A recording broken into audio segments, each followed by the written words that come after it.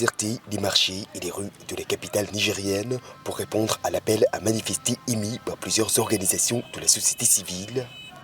Ce samedi, tous les chemins semblent mener à la base militaire française, prise d'assaut dès les premières lueurs du jour par des milliers de manifestants en colère. Leur exigence, le départ immédiat des 1500 soldats français encore présents au Niger.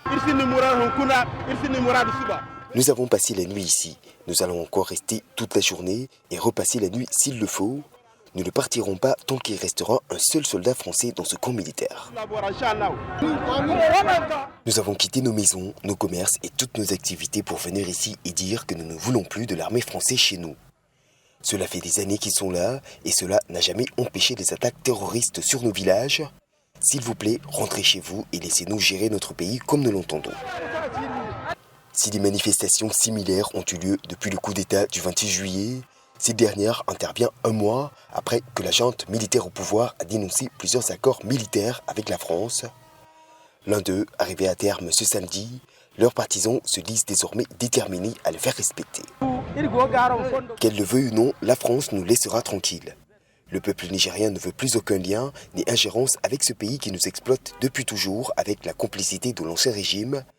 La France doit respecter le Niger et ne pas se croire en pays conquis, car le peuple s'est enfin réveillé et nous sommes de tout cœur avec les militaires au pouvoir. On est fatigué depuis des années. La France est en train de nous déranger. Regarde, avant nous, on connaît pas tout ça.